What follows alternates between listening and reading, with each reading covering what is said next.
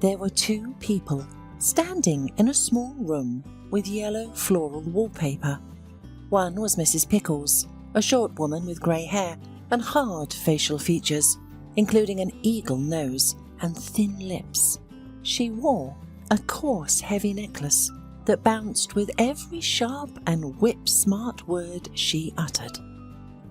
"Frank, do you realise that we can't live like this anymore?" asked the woman, raising her head. "She's in our way." The man looked at his mother with a pinch of defiance and a sense of guilt. His soft facial features became pitiful, his hands flailed helplessly, and his eyes avoided his mother's gaze. "But Mum, Janice is my wife." The woman splayed her hands apart and snorted. "Oh, come on. You wouldn't have another woman if you cared for her. And I'm not going to clean up after her. She's like a vegetable. And you heard what the doctor said. She won't live more than a year, so what's the point of doing anything? I think she'll be fine at her grandmother's house. There she'll remember her homeland and her childhood.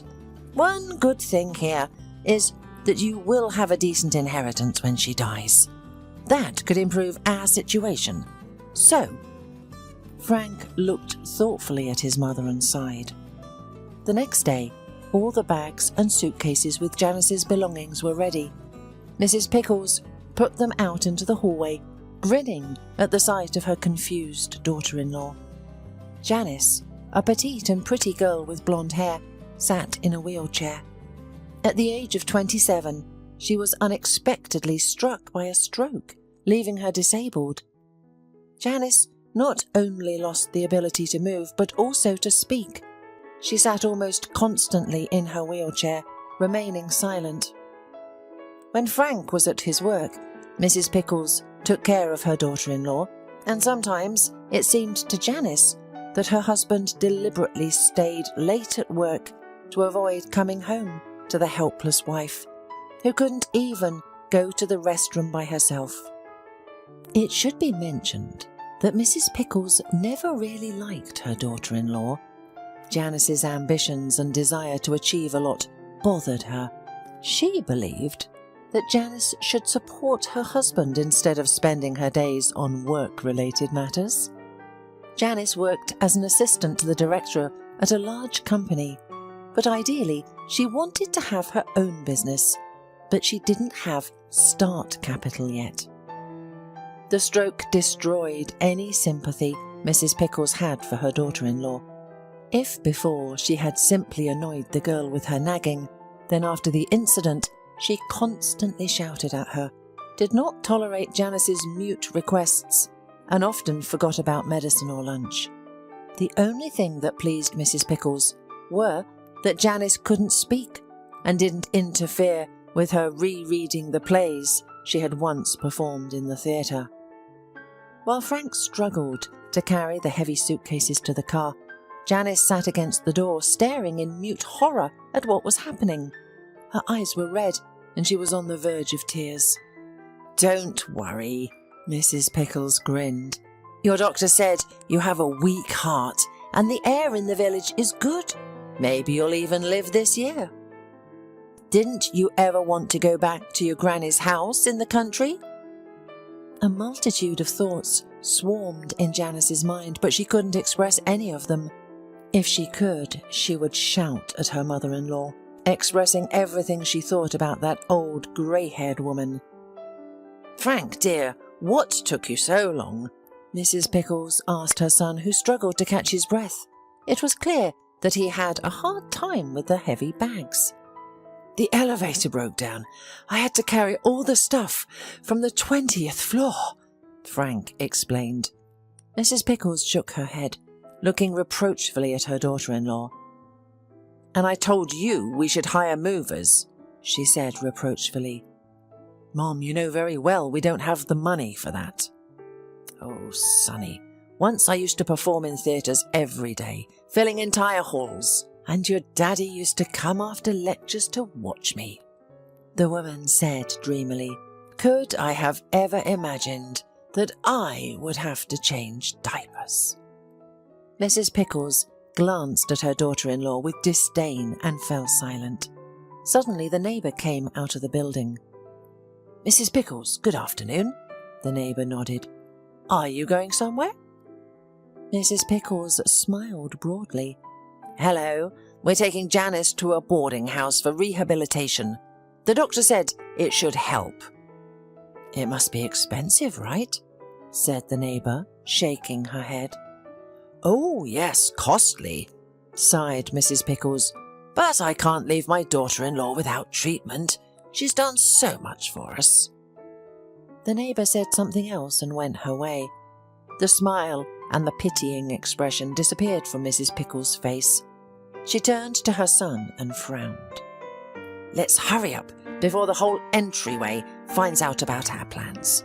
We should have done it early in the morning." Frank took the suitcase in his hands and snorted. "It's dog-one cold in the morning. It's full now. Do you want me to freeze all my limbs off?" asked the man, and without waiting for an answer, walked towards the car, leaving his indignant mother behind. Frank was the only and favourite child in the family. Mrs. Pickles and her husband Michael had him at a late age. The professor of law at the university and the star of the drama theatre put aside their own lives and dedicated themselves to raising their son. The result of such overprotectiveness was a frail Frank who, at almost 40 years old, lived with his mother and worked at a low-paying job where he was bullied by his boss and disliked by his colleagues. 20 minutes later, Janice and all of her belongings were finally in the car.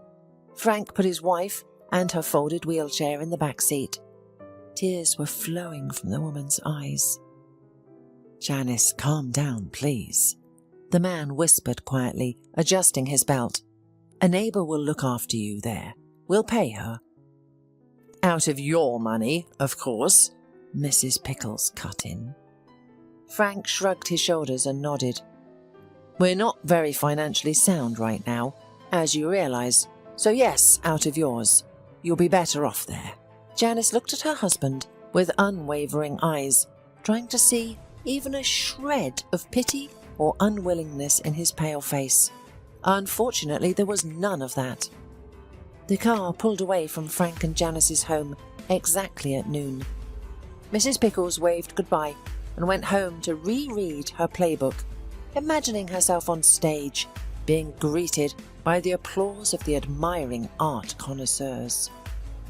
Frank sighed, speeding up. He tried not to look in the rearview mirror, where he could see his wife's puffy eyes. "Janice, you should understand me. I have no other choice." The man could have sworn that his wife raised her eyebrow mockingly. However, when he wiped his glasses, all he saw was his wife's grieving face. "My mum is trying to make things better for us. She's right. I can't look after you all the time. I have a job to do. She's not young anymore, so you'll be better off there. You'll have your own nurse. You'll go back to your grandmother's house, which you often remember fondly." So, Frank fell silent again, turning away from his wife's gaze. But he could feel it behind him. It seemed to burn through his thin jacket and press directly on his lungs, making him breathe faster. The journey to the village where Janice would have to live was long. The village was remote and almost abandoned. It had a couple of streets with a few houses, one store in the very centre, and an old medical office that had been closed for years due to lack of staff. The dark blue car passed on beside a small house with an overgrown garden and a dilapidated fence. The house itself was quite decent, at least from the outside. The garden was filled with century-old trees and thick grass that in some places was taller than the fence. In front of the window was an old bench, and someone was lying on it. While Frank pulled his wife out of the car and sorted out her wheelchair and belongings, Janice stared unblinkingly at the silhouette lying on the bench, next to her long-deceased grandmother's house. The woman squinted, but couldn't make out who it was. From the bench, muttering something, a woman rose and staggered toward the gate. Her face was wrinkled and sagging, Her hair was tangled, and there was an old bruise under her eye.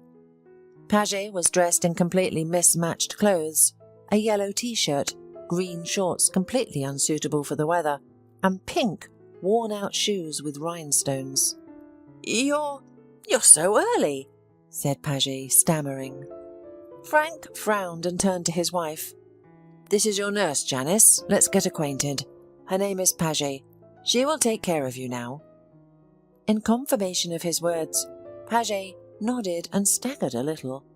Frank unloaded all the suitcases from the car and even carried them into the house. Then he slipped Paget a thin envelope.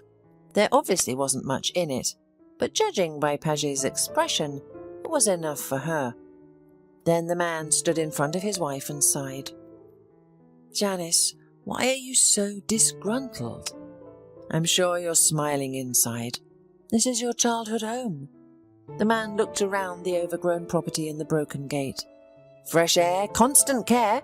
What else do you need to be happy?" Janice could think of a million things that would make her happy. However, as usual, she remained silent, glaring angrily at her husband. Each glare carried more thoughts than words could express. Frank understood this, and even had a small pang of conscience in his heart.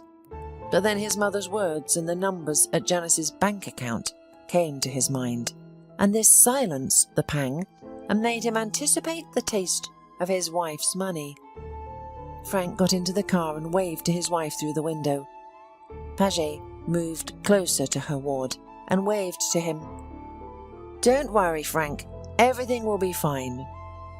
The man forced another strained smile and the car drove away, leaving Janice alone with an empty, overgrown house and an alcoholic woman who was supposed to take care of her.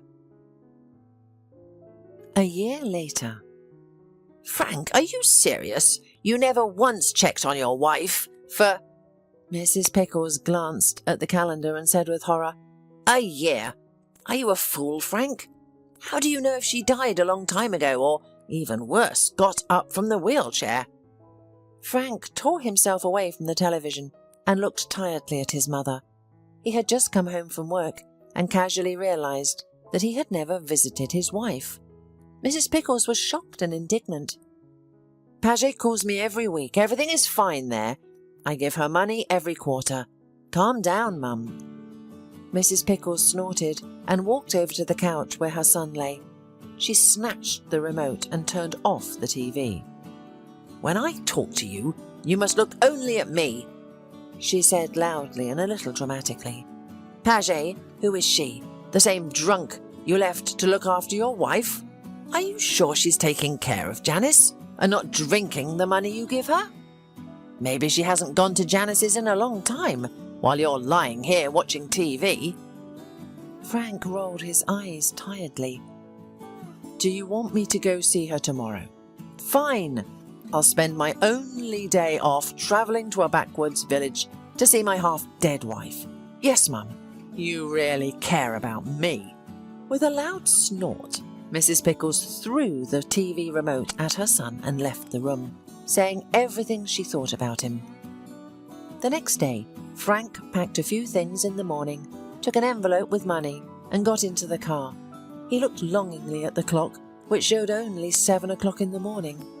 He could still sleep, but instead he had to go to that damn village. He considered his mother's fears in vain, but since childhood he was used to obeying her in everything and always. It was a long journey. The radio was broken and the silence of the car made the morning even more unpleasant. Frank vaguely remembered the road to the house where Janice lived. He used to give the money to Paget in the city, where she would specially come by bus to receive the envelope.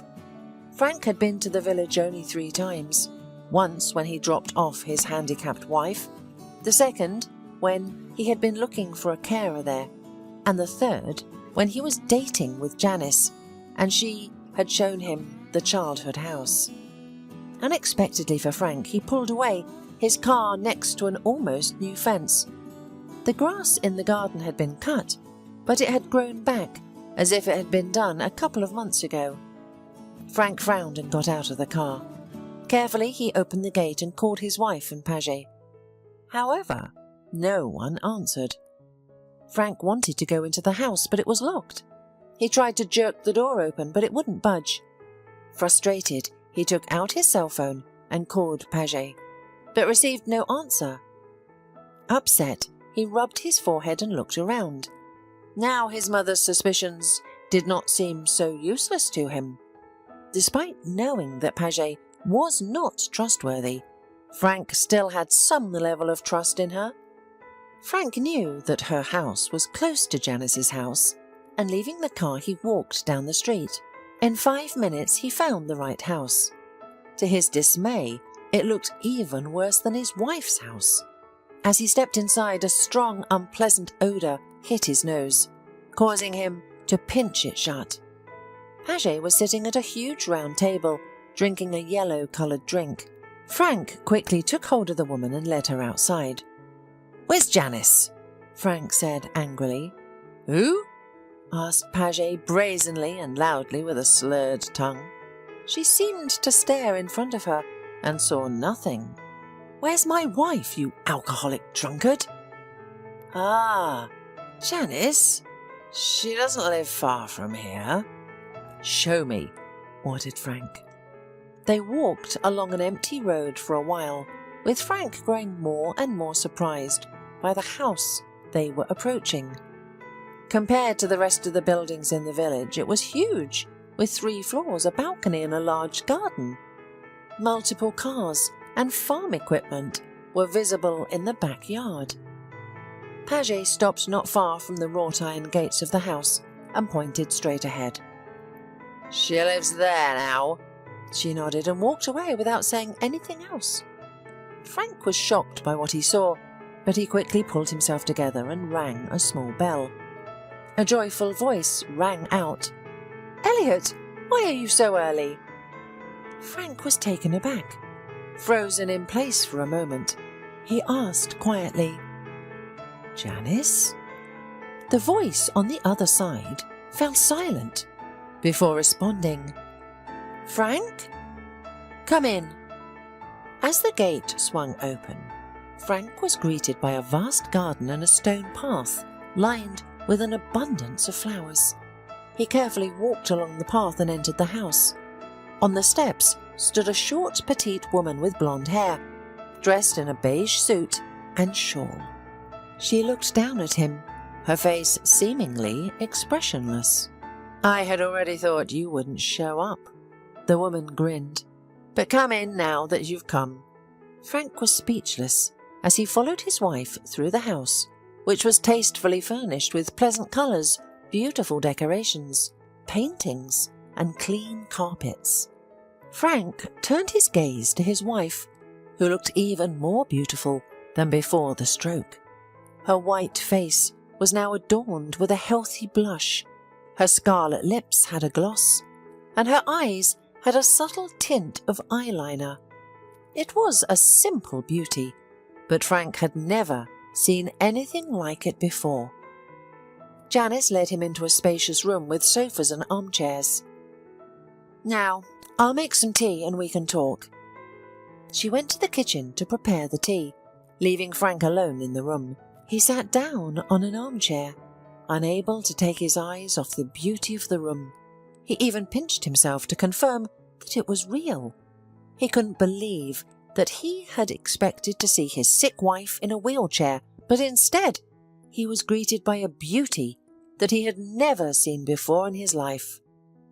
A couple of minutes later, Janice returned with a large tray carrying several cups of tea. She handed one to her husband and took one for herself, carefully sitting across from him. "Didn't expect this?" she asked quietly. The man shook his head. "I also didn't expect my beloved husband to send me off to die for money. I thought—" "Keep your meaningless excuses to yourself," Janice interrupted him. "I know everything, darling. You're not excellent at hiding the truth. It's all about my inheritance. When I received the will from my grandmother in Germany, I was ecstatic. imagining the life we could have together. But then I discovered something that changed my mind. Do you remember my friend Christina? We used to work together at the company. Frank nodded. She's the one who encouraged me to change my life. A year and a half ago, tall and statuesque, Christina was sitting in front of Janice at the cosy restaurant where their boss had sent them for a meeting that had already concluded. Dinner's on the company, why not indulge? Janice grinned, comfortably taking a seat. Then she opened her small purse, took out an envelope and handed it to her friend. Take a look at this. Do you think it's really true? Christina eagerly opened the envelope and read the letter. It was a letter from Germany. Who is Annie Reuter? My grandmother, Janice answered. My father's mother. She married a German when my father was about 6 or 7, and they went to live there. Then my dad came back here and met my mum. The last time I saw my grandmother was at my father's funeral. She suggested I go away with her. And why didn't you say yes? I couldn't have left Frank, answered Janice. He's got a mum here, a job, and I've never dreamed of going abroad. Christina looked at her colleague with incomprehension. You're incorrigible, Janice. You missed a good chance for an interesting life in Germany because of an ordinary man. Janice rolled her eyes. She knew her friend's position on her husband very well and preferred not to listen to her. Christina had always been a very sharp-tongued person and therefore had a good career but few friends. They all scattered because of her straightforwardness. Your Frank will be ready to sell his mother's mother for money. Do you know how much your grandmother left you? There was a letter enclosed, replied Janice. She wrote that I was her last relative and that she would give part of the inheritance to her husband's children and part to me. Judging from the letter, there is a very respectable sum there, and also a share in an estate in Germany. Do you have to go there to get it? Christina asked. There are instructions in the letter. I can accept the inheritance here. The notary will come here himself. I can imagine how pleased Frank will be. He has always dreamed of money, of his business and...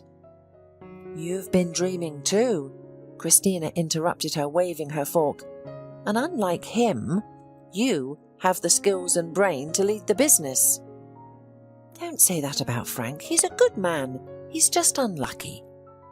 Christina burst into laughter. Yes, and most of all, he's unlucky with his mother. Not a mother-in-law, but a true wretch. I still don't understand why you live with her when you could move out. Janice shrugged.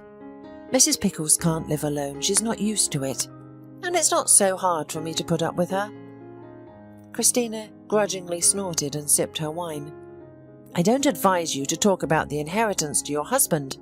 They'll either send you to the grave for that money, or they'll start wooing you and taking every penny of it. Janice slapped her palm on the table and looked threateningly at her friend. Frank and I love each other. Nothing like this is going to happen. You have too bad an opinion of my family. Really? Christina grinned, but changed the topic. That same evening, Janice came home and shared the news of the inheritance with her family. Everyone was happy. Mrs. Pickles even opened a bottle of expensive wine, and Janice felt that Christina was really wrong. A few weeks later, she walked down the street, smiling at everything around her. Life at home had improved, with Mrs. Pickles no longer nagging her, and Frank spending more time with her. She decided to stop by a men's clothing store to buy a new tie as a gift for her husband. Janice glanced at the shop window, oblivious to her surroundings, until she turned her head and saw Frank. She was about to call out to him, but suddenly she noticed a girl walking towards him. Frank hugged and kissed her. Janice stumbled backwards and leaned on the shop window to steady herself. She couldn't believe what she was seeing. Without creating a scene, Janice got home and went to bed early, contemplating what had happened. The next morning, she took the day off from work and went to a local detective agency. A short, thin man with glasses sat at a small table, reading a newspaper and drinking coffee. Janice sat across from him and explained the situation. "I want to know everything. How they met, where they sleep, their actions, the places they date. I want to know everything." For a whole week, Janice was in a state of uncertainty. She didn't dare tell Christina the truth, not wanting to hear her say, "I've told you so." But she had to admit, Christina was right. It was as if Christina had always seen through Frank. Not wanting their relationship, she refused to be a maid of honour at Janice's wedding, which really offended the woman.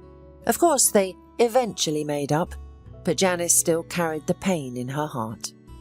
Only now did she begin to understand her friend, who only wanted the best for her. A week later, Janice got a call from the detective, and soon she was sitting across from him. "You know, you're lucky that your husband's mistress is quite talkative," said the man, grinning. "I had to follow her around for almost a week, interviewing her friends, but I found out everything. Her name is Aisha Selleck. She's 22 years old and a graduate of the Pedagogical College. She met your husband a few months ago, I believe at the coffee shop."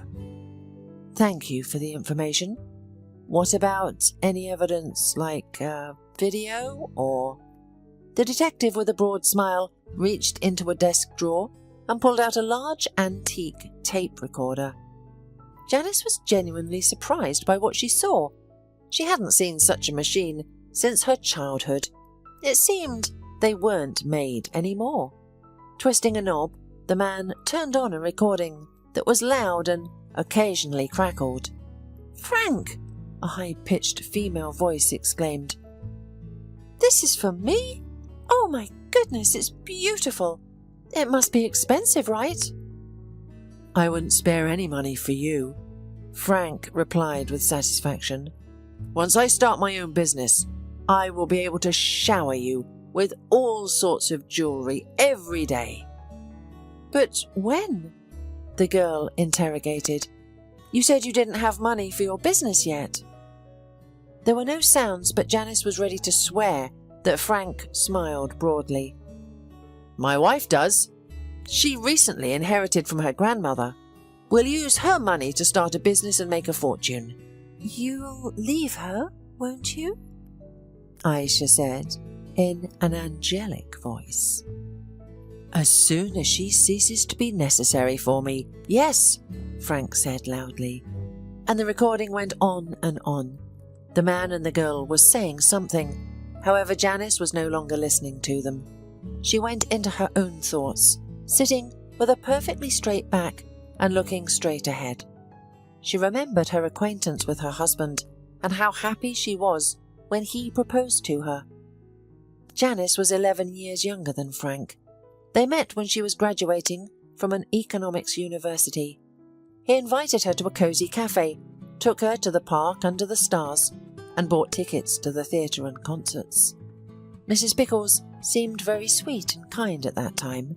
Janice, who had recently lost her mother, fell in love with the intelligent family and was ready to marry the poor and shy Frank. Christina was against it, but Janice did not listen. She was absorbed in new feelings. Memories arose in the cheated wife's mind of how she and Frank chose his suit for the wedding, and how, after the celebration, they sorted out the gifts. At that time she was insanely happy, and she was sure that she would always be so happy. Although Frank was not glad about her dream of business and career, he was more like his mum, wanting a family and children. However, Janice was not ready for this. She wanted more. Now all the dreams and hopes of a mutual life collapsed in one moment. Frank, The same Frank who never raised his voice at his wife was thinking about how he would open a business using her money and then leave her. It seemed so wild that the woman sat there looking at the wall for several minutes. The detective was silent. He'd seen worse reactions. Once, a deranged wife had simply smashed his window in a fit of rage at her husband. He got up and went to get some water. Janice drank the water in one smooth motion and then remembered the words of Christina, that Frank was ready to sell his own mother for money. She did not believe her then, but now it seemed true to her.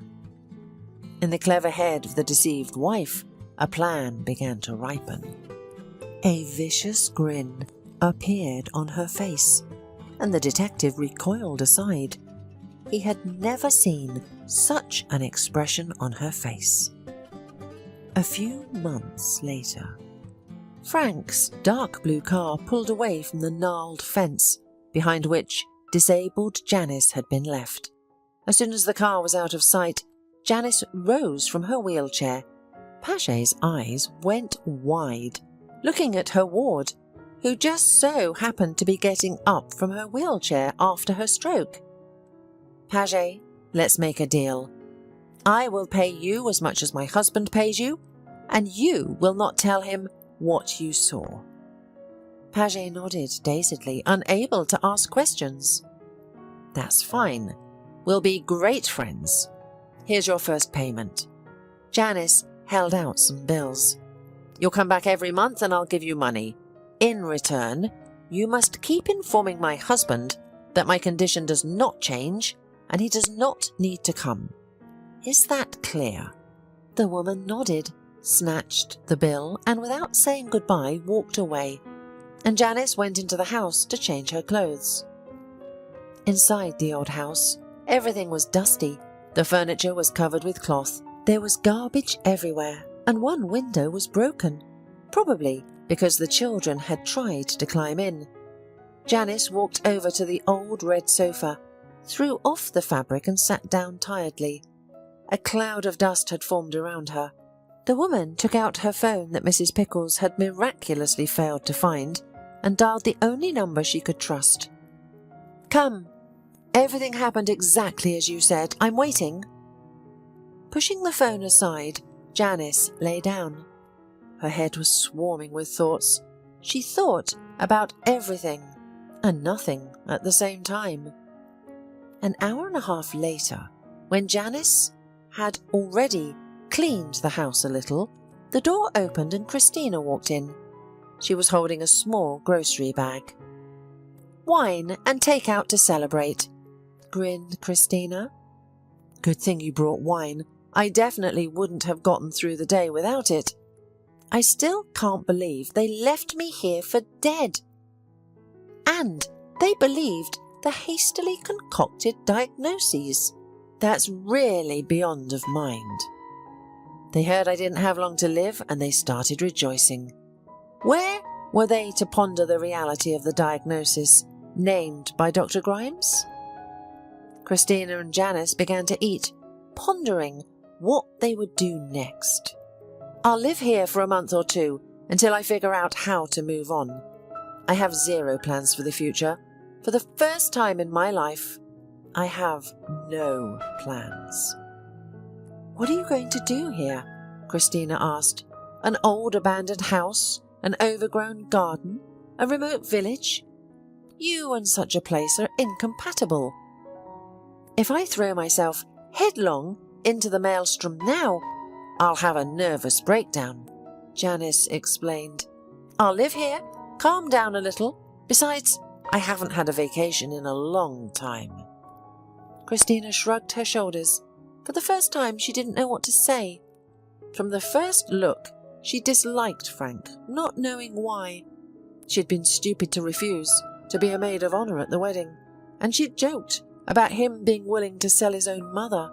To her, Frank seemed like a spineless guy, incapable of doing anything but writing insurance at his insurance company. But he was able to leave his wife to die, and this seemed wild. Christina spent the night at a friend's house and the next morning she went home. Janice quit her job, but Christina did not because she had no inheritance from her rich grandmother. Janice started the new day with a cold shower to refresh her thought-filled head a little. 3 weeks of living in hell behind her, she gave her husband a test. She had hoped to see a little bit of care or love from him, but eventually all she got was hatred and the expectation of a quick death. This was the worst of all.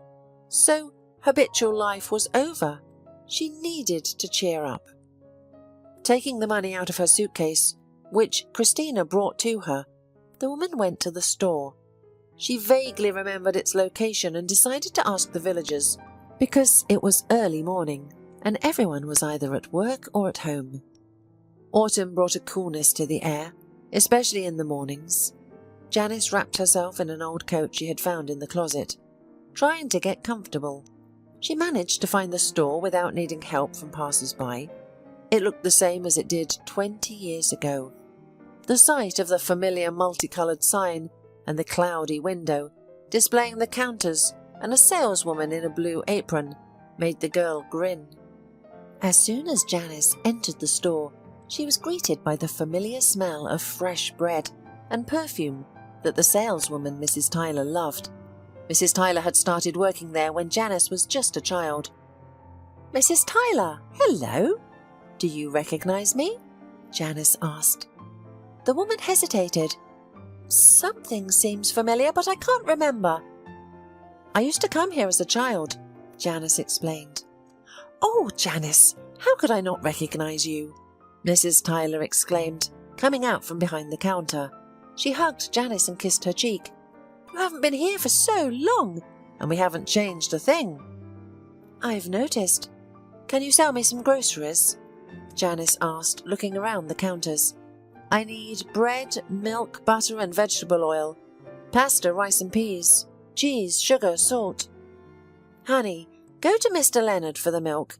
He does not live far from here. And this milk," Mrs. Tyler nodded at the counter. "Even a cat would be embarrassed to drink it. It has shelf life of 6 months. Where has it been kept for so long? Grows the tastiest tomatoes I've ever tasted. You should buy it too." Mrs. Tyler fell silent because a man burst into the store. He was dressed in dirty clothes and had a serious expression on his face. He pushed Janice away from the counter and loudly demanded, "Mrs. Tyler, give me 2 bottles of mineral water, and the courier should have left my order here. A box with medicine and pest repellent." "Elliot, can't you see I have a visitor right now?" Mrs. Tyler asked sternly. Elliot glanced at Janice and waved his hand dismissively. "She's a city girl. If she needs it so badly, let her buy it in the city. But I need everything urgently." "Elliot," Mrs. Tyler looked at him sternly. Janice raised her hand in a conciliatory gesture. "Let him go ahead, Mrs. Tyler. He seems to need it more." Mrs. Tyler grudgingly gave the man a glance and went off to fetch the box. "Couldn't it wait just a few minutes?" asked Janice meanwhile. The man was tall with black hair and had hands that showed signs of hard work. His gaze was stern. Janice hadn't seen men like him since she was a child. Despite his slightly unkempt appearance, Elliot was quite handsome and appeared to be in his 30s, but no older than 40. He looked at Janice, squinting.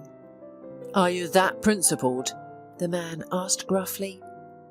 "I'm in no hurry to go anywhere, of course, but even in the city, people observe cues, and they are in a much bigger hurry than you." Janice grinned and turned away, feeling the piercing gaze of the man's brown eyes on her.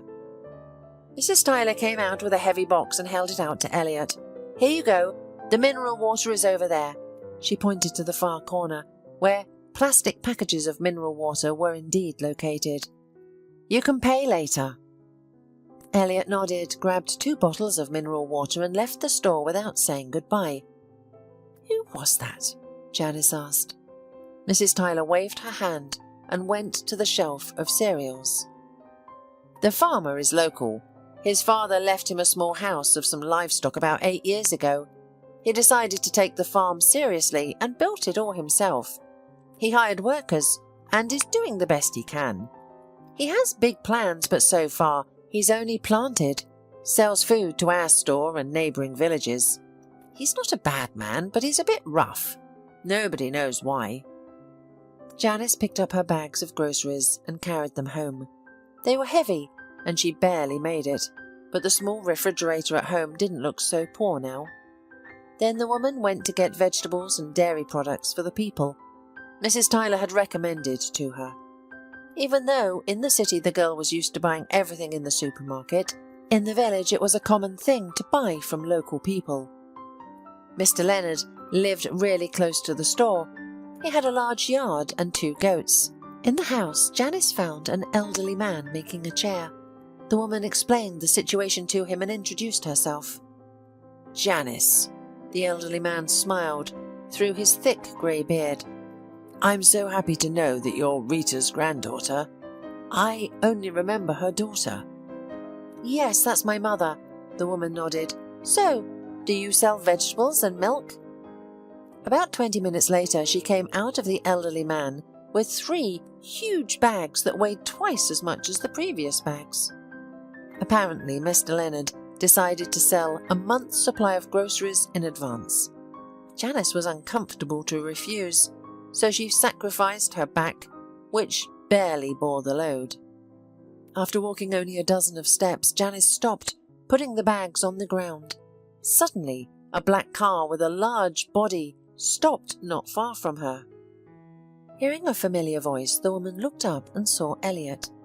Janice hesitated. She didn't want to go with a man who didn't know how to be polite, but she didn't want to carry huge bags either, so she had to swallow her pride once again. Yeah, I don't mind. Elliot got out of the car and picked up the bags. Serious shopping, huh? He said with a smile. Are you going to winter here? No, I just arrived to make compote, fry some bio potatoes, and that's it. Grinned the girl and picked up a smaller bag, helping to load it into the back. Elliot turned around and took the bag from her hands. Janice felt his warm touch and froze for a second, and Elliot set the bag and closed the back of the truck. Show me the way. Where do you live? Sure, I'll show you, Janice said, settling into the passenger seat. So you're coming to us from the city, right? Elliot asked as he started the car. Well, yes, Janice said thoughtfully. And what attracted you here? I grew up here, Janice shrugged. And now I had some problems at home, so I needed a place to be alone. I thought of my granny's house. I've always loved this village.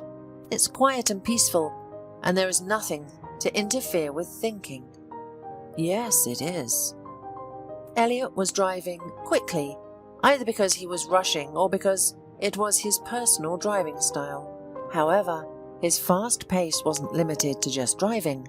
Whether in a store or on the street, he didn't slow down much, leading Janice to believe that it was a characteristic feature of his. Soon they drove up to Janice's house. The bags were unloaded and even carried into the house. Elliot walked through the waist-high grass, which had already begun to dry and rustled loudly underfoot. Is there no one to cut it at all? He asked. Grandma did it herself almost until the day she died. She knew how to do everything, from cutting and sewing to mowing and caulking the roof. But I'm just a city slob, she replied. By the way, you're from the city, aren't you? Janice asked. Yes, the man replied, glancing at his watch. What time is it? I have to go now. I'm sorry, I forgot to ask your name. Janice, the woman introduced herself. That's a beautiful name. Nice to meet you, Janice. Nice to meet you too, Elliot. The woman smiled. Elliot drove off, leaving Janice alone. She watched the departing car for a long time, trying to understand where this new acquaintance would lead. The next morning started with a rumble and a strange rustling sound. Janice, tossing and turning, got up from her creaking bed and went to the window. Outside, in the middle of a thicket of grass, she saw Elliot with an old scythe. The grass was neatly laid in even rows as Elliot moved. It was obvious that he was sweating, despite the cool morning weather. Janice opened the window and called out to Elliot. He looked back, stopped scything, and took a deep breath, looking at the open window and the woman looking at him. Janice was wearing only a long linen dress that she had found in her closet and decided to use as a nightgown. She had no time yet to sort things out, so she wore what she found in her grandmother's closet. "What are you doing?" she asked, and Elliot raised his eyebrows, silently expressing his opinion of the silly question. "I realize you're mowing, but why are you doing it in my yard?" "Do you want me to stop?" Elliot asked, slightly sarcastically. Janice shook her head and closed the window, not wanting to continue the conversation any further. She also noticed the man's gaze, clearly assessing her. To avoid repeating such situations, the woman changed her clothes and went to the small kitchen. Janice decided to make pancakes. Of course, she never got up so early and didn't usually cook anything. Besides, the fast city rhythm accustomed her to skipping breakfast. But now she had to feed the unexpected assistant, who decided to come to her house early in the morning to work.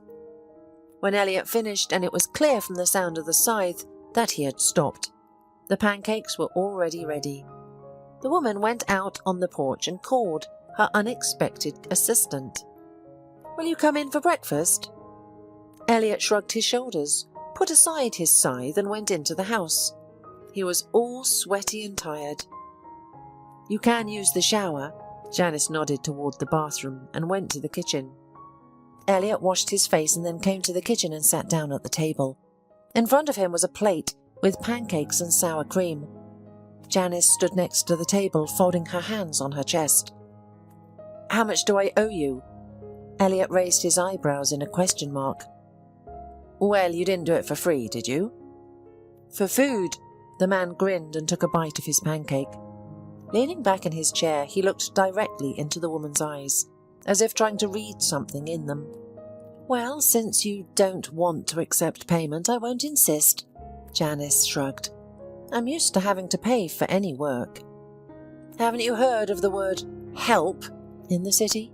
Elliot asked. Janice snorted and laughed. "You said yourself you were from the city. Mrs. Tyler told me you've lived here for 8 years. So you can't blame me." "I'm not blaming you. It's just that city people are always surprised when they get help for nothing. I used to be like that too. By the way, why aren't you eating?" Elliot asked. "I don't eat breakfast." The woman waved it off. "I always had to go to work early. I'm not used to it. I usually have a snack at work." "So what kind of work did you do?" Elliot asked, tilting his head and looking at the woman with interest. "Assistant to the CEO of the company." Elliot whistled. "Don't think I've been shoveling money. Only with a child's scoop. But I enjoyed it. I was learning how to run a business, and I had a dream. And then I had a stroke." The woman snorted. "But I'll tell you that story later. Today I have to clean the house and the attic. Besides, I have a friend coming over tonight. A busy life, you know?" Elliot smiled in response. "I should get going too." The man finished his breakfast and left Janice's house. She watched him leave with a long look, trying to understand his motives. In the evening of the same day, Christina arrived again. She brought some things that Janice had asked for. Christina whistled when she saw the cleaned yard. She set the bags down and called out to her friend, who was scrubbing the muddy windows. "I need to replace the glass. Where do you think I can find a handyman?" Janice asked without saying hello. Christina grinned. "Ask the man who mowed your plot." "Ah, that was Elliot, the local farmer. He gave me a ride yesterday. I don't think he has time for glass." Janice waved it off. "Well, he's already got time for grass." Christina shrugged. "What farmer?" Janice stopped rubbing the glass and invited her friend into the house. "If it's not too much trouble, peel the potatoes. They're under the sink. I can't do anything anymore," Janice said tiredly, landing on a chair and wiping her forehead with the back of her palm. Christina took off her jacket and picked up the knife. "Now tell me more about this farmer," she said with an enigmatic smile. I didn't know him before. He came here 8 years ago. My grandmother died around that time. He takes care of the farm. He has different animals and vegetable gardens. What else can I say about him?" "Is he rich?" "Christina," Janice rebuked her. "Why?" Christina was indignant. "It's crucial nowadays.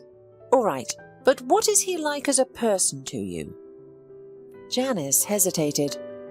"I don't even know. He's kind of controversial. First, he insulted me at the store, and then he decided that giving me a ride was a good idea. So, he also came this morning to mow the grass, even though I didn't ask him to, and then he refused to take money." "Maybe he likes you?" "Don't talk nonsense." Janice brushed it off.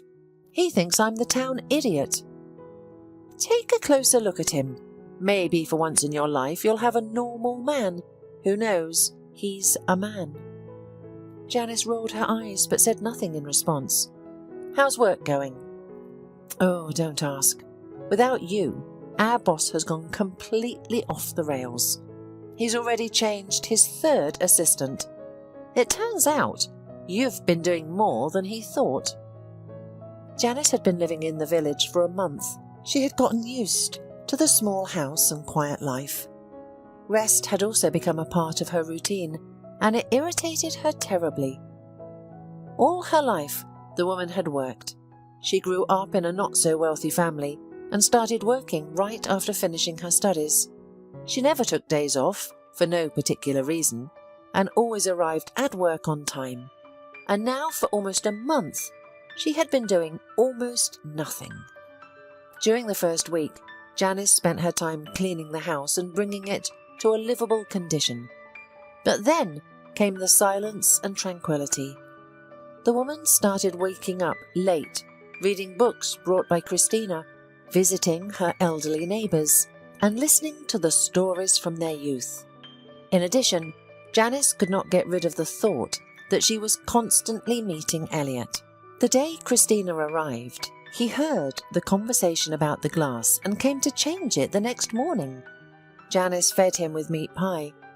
Then he fixed the wicket. The girl again cooked him breakfast. It was like this several more times, and Janice was no longer surprised at the early rumbling outdoor and the presence of the man under the window. And Elliot habitually came into the house and sat down at the table. There were hardly any long and weighty conversations between them.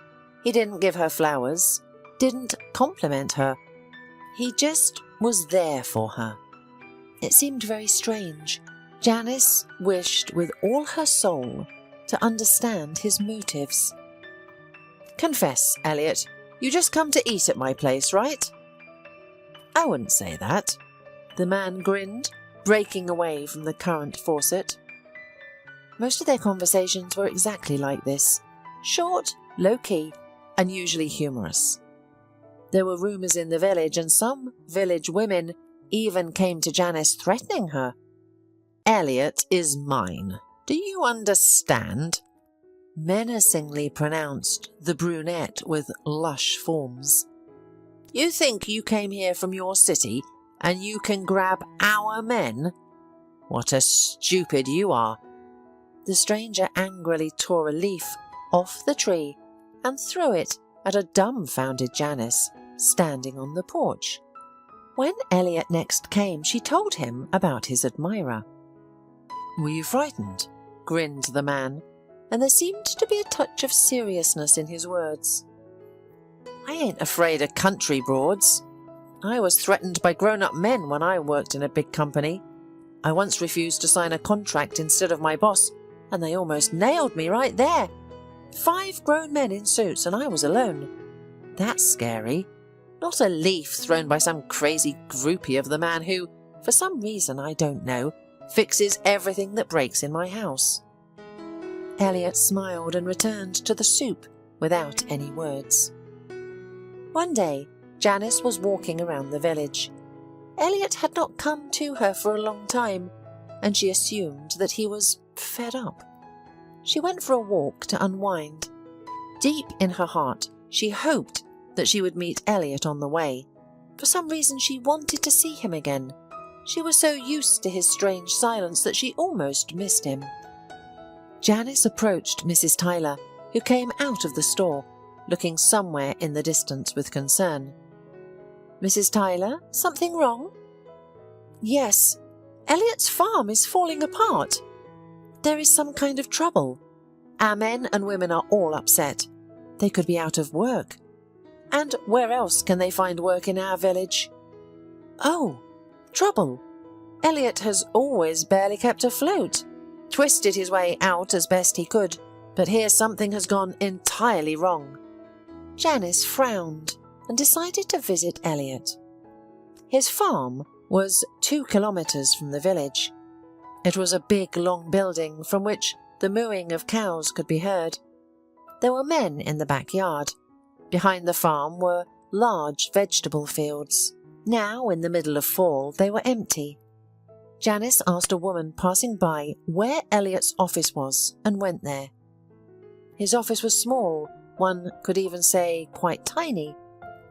In the middle there was a table and a chair. In the corner a closet and a small window in the wall, through which penetrated the crumbs of light. Elliot himself stood in the middle of the office, bent over the papers. He was saying something with only his lips, counting on a calculator and making edits to the documents. Janice came closer and said, "Hello." The man turned around abruptly and let out a sigh. "Is something broken again?" he asked. "I'm sorry, it's not a good time."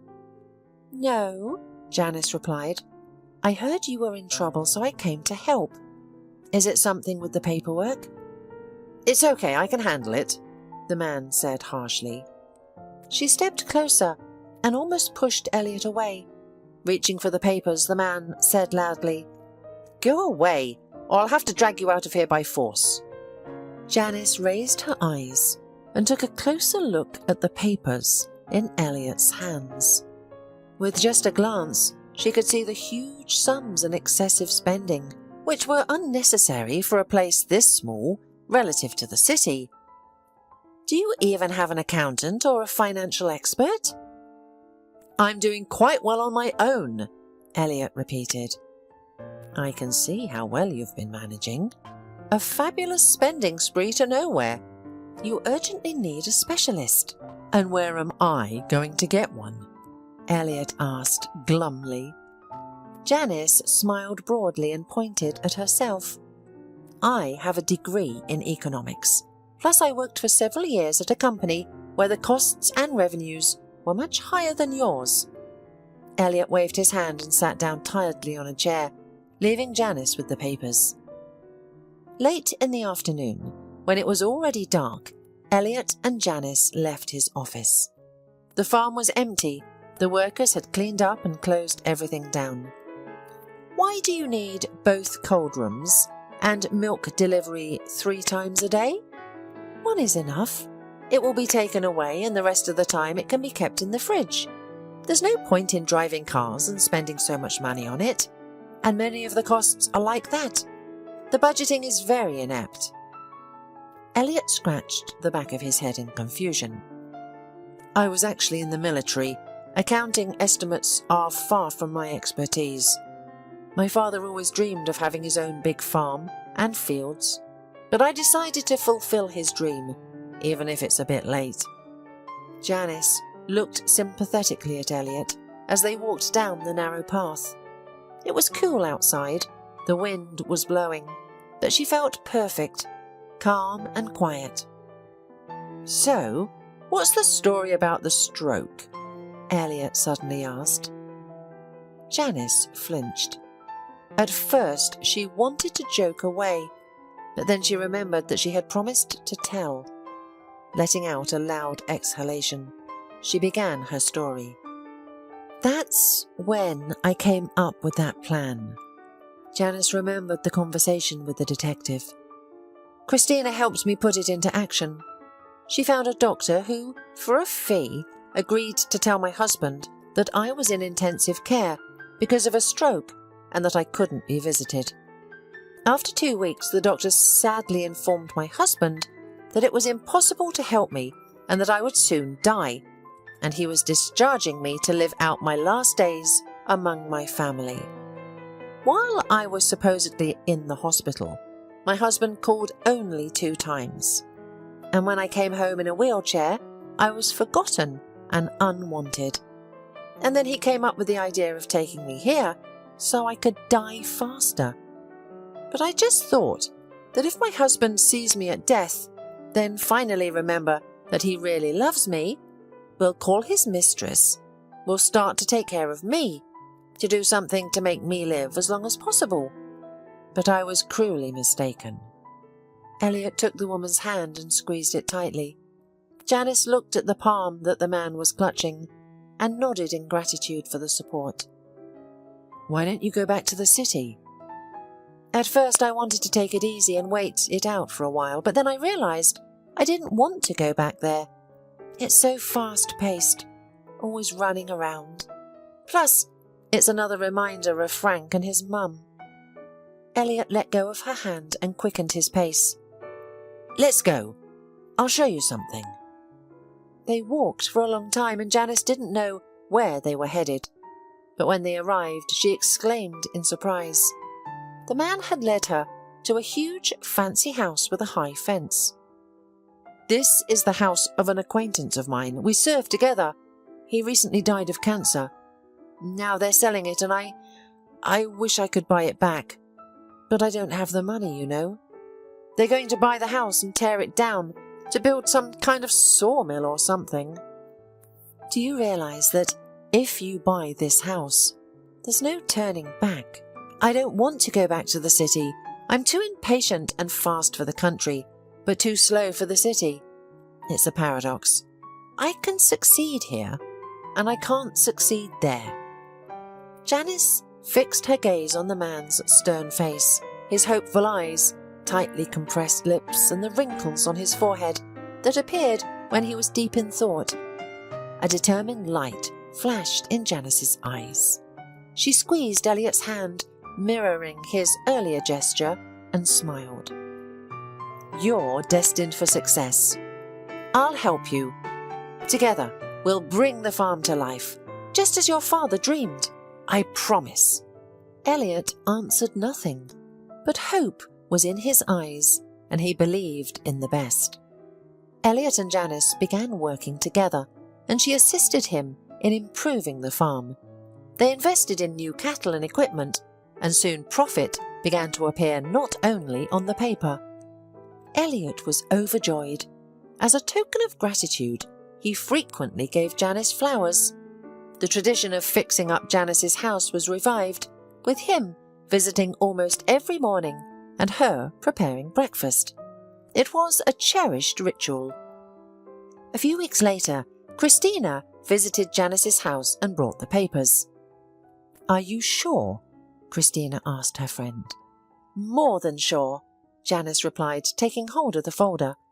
There's no turning back, Christina echoed Janice's words. I know, and I'm willing to take the risk. Christina remained silent, choosing not to argue with her friend. After what they had been through, she was determined to support Janice in any endeavour. Clutching the documents to her chest, Janice made her way to the farm. Today, equipment was arriving, so she hurried as much as she could. Furthermore, she had exciting news to share. As usual, Janice found Elliot in his office, sitting at the table and engrossed in writing. Upon seeing her, he smiled and radiated happiness. You're early, he said, pulling out a chair for Janice. The woman sat down at the table and put the papers down. Read it. Elliot took the folder and began to slowly leaf through the papers. His eyes grew wider with each page. Janice watched his reaction, with hidden fear and anticipation. Closing the folder, Elliot set it aside on the table and lowered his eyes to the woman. "What did you do?" he asked hoarsely. "Did you buy a house?" Janice nodded and got up from her chair. She stood directly in front of the man, looking straight into his eyes. "You didn't want it torn down. It was your friend's house, and I promised you it would work out." "But that's a lot of money," Elliot exhaled. "It's my money. I do whatever I want with it. Besides, I like the village, and—" Janice's train of thought was interrupted by a kiss. "Is that how you decided to get the house?" Janice grinned as Elliot pulled away. "Is that what you think of me?" he asked hoarsely. "No, I was kidding," the woman exhaled. "I bought this house for us. If you want us to be together. I think I'm in love." The man kissed the woman again. "Me too," he replied, hugging Janice gently. Hearing all this story, Frank couldn't believe it. His hands were resting on his knees and his eyes were staring straight ahead in bewilderment. "Are you telling me you made all this up to test me?" Janice looked at him sadly and sipped her tea. There was a knock on the door. Christina walked in wearing a tight blue dress. She looked directly at Frank and grinned. "Well, did you tell him everything? Too bad I couldn't see his face. I was a little late." "So you know everything?" Frank bellowed. Christina grinned. "That was my doctor, the one I paid for the diagnosis." "Did you really think Janice pulled all this off by herself?" "She loved you too much to do it, and you broke her heart, decided you could treat her like garbage." Frank pressed his lips together. "You don't understand anything. Janice, I love you. Janice!" Janice raised her eyebrows, grinning. "Doesn't Aisha suit you anymore? Or maybe she couldn't. You wait to open your own business and shower her with gifts?" Frank opened his mouth to object, but stopped himself, realizing that excuses were pointless. "But how dare you play such a trick on us with Mum?" Frank asked. "She was so upset when she found out you were sick." Christina and Janice exchanged looks and laughed. Mrs. Pickles ran ahead of everyone and joyfully shouted that her daughter-in-law was ill and would soon die. "She was even more interested in my inheritance than you." Frank surveyed the house, then smiled broadly. "So you bought and earned all of this while you were married to me?" Christina frowned, understanding what Frank was implying. She wanted to argue, but he spoke again. "And since you acquired all of this during our marriage, half of the property is mine, right?" Christina, being a lawyer, knew the law and how such situations usually ended. Janice stood up from her chair and glared angrily at her husband, wanting to say everything she thought about him. However, at that moment the door opened and Elliot walked in. "Hi, dear." Janice nodded and whispered something in the man's ear. The man turned towards Frank with a serious and furious expression. It seemed almost impossible to stop him as he loomed over Frank. Frank swallowed in fear and began to back away, looking for an escape route.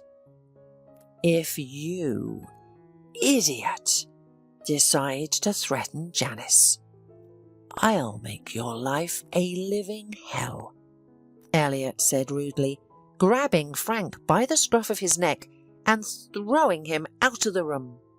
Christina, Janice, and Elliot heard the front door slam. Frank was quickly moving away from the house. "Why did you let him in?" Elliot asked Janice, stepping closer to her and hugging her from behind. In front of Frank, she held herself back, not wanting to show weakness, but everyone in the room knew how much she had suffered from his betrayal. The woman stood there, head low, and fought back the urge to cry. "I should have told him everything," she uttered. "I should have seen the look on his face when he realised that my inheritance and I were out of his reach." "Did it make you feel better?" Christina asked. Janice nodded and wrapped herself more tightly in Elliot's strong and reliable embrace. "I'll file for divorce tomorrow." Despite Elliot's threats, Frank still decided to file for divorce and divide the property. The court notice arrived at the post office, and Elliot brought it along with the rest of the documents and grimly handed it to the woman. When Janice opened the envelopes and read the summons, her face turned pale. She didn't think Frank would actually sue to divide the property. However, she also didn't think he would abandon her to die. He was a very unpredictable man. "We need a good lawyer," said Elliot, picking up the notices. "Christina," Janice said. "She heads the legal department of the firm. She has a license to handle cases. I think she can help us." Elliot sat down next to the girl and said, "Listen, I looked into the bathroom after you yesterday, and I found a test in there. Are you pregnant?" Janice nodded and said, "I didn't know how to tell you. I thought you'd mind," and a soft kiss interrupted the woman. She put her arms around Elliot and smiled broadly, asking, "So you don't mind?" The joyful smile and mischievous eyes of the man answered better than any words. He hugged his beloved tightly and pulled her against him, saying, "If that rascal suddenly decides to sue you for half of your property, I don't care. You and I won't be left with nothing. We'll have our house, farm, the baby and ourselves. We'll have each other." Janice closed her eyes and sighed deeply. When she opened them, Elliot saw the determined and unwavering look that had once frightened the detective. "If he goes to court to take from me what is mine by blood, he'll get out of there with nothing. I'll take not only mine, but everything he has. He'll be left with nothing." The trial took place very soon, as if the universe itself wanted to end this strange case quickly. Christina became Janice's lawyer, and Elliot supported the woman from the witness bench, along with many of the villagers. The judge listened to the statement of the plaintiff with boredom and asked him clarifying questions, to which he could not always provide answers. The plaintiff's witnesses included his mother, neighbours and friends, who all spoke negatively about Janice. Mrs. Pickles displayed all her dramatics. "I was so scared when she had her stroke. I didn't sleep for 3 nights, waiting for news from the hospital." Tears flowed from the woman's eyes as she wiped them with a white handkerchief and continued. "And when I saw Janice, I almost had a heart attack myself. She didn't move. She was almost inanimate. I had to take care of her while Frank was working. I cleaned her, fed her, and she wasn't sick. The worst thing I could ever experience had already happened to me. My son and I have been betrayed, deceived, and now they want to leave me with nothing." Mrs. Pickles gave another sob and sat back down on the bench. "Your Honour, you shouldn't take the word of the plaintiff and his witnesses at face value. To begin with, the defendant has evidence of the plaintiff's adultery. The recording is admitted into evidence." The recording of Aisha and Frank's conversation played in the courtroom. A detective then took the witness stand to talk about the plaintiff's love affairs. "Lies!" Mrs. Pickles jumped up from the bench, but sat back down after the judge's warning. She seemed deeply distressed by the slander. "I would also like to point out that the defendant did not deceive the plaintiff with medical documentation. She only pretended to be ill to test him. No certificates were provided. The doctor merely mentioned the diagnosis to the plaintiff and his mother without verifying it. Additionally, the plaintiff claims that she took care of the sick defendant," continued Christina. "However, I have a recording of a conversation between Mrs. Pickles and her son. Please play it." "Yes, Sonny." Feed her? Oh, I was reading, I completely forgot. But it's all right, she'll be fine. Anyway, she won't lose weight. What's up? You found a nurse for her. Good. The main thing is that she doesn't cost much. And the fact that she drinks, it's no big deal. The doctor said Janice won't last long anyway. The conversation turned off and Christina continued. In addition, the plaintiff filed a petition for the division of the residential in the village, which had indeed been purchased by the defendant. However, the defendant has already terminated her marital relationship with the plaintiff. They were living separately, and besides, the money used to purchase the house was from her inheritance and was transferred from an account opened in her name by her grandmother. Therefore, the plaintiff cannot claim partition of this house. The remaining money in the defendant's account, as well as the share in the estate in Germany, are part of the inheritance, to which the plaintiff is also not entitled to claim. The judge grinned, almost imperceptibly, but Janice was ready to swear that she looked at Frank with a hint of joy. The plaintiff's claim was seeking an equal division of property between the former spouses. However, it is not only the defendant's property, but also the property of the plaintiff himself, namely a 3-room apartment, a BMW car, and money in the joint account of the plaintiff and the defendant. Objection! Frank's lawyer, a bald man with round glasses, jumped up from his seat. The apartment is the plaintiff's inheritance from his father.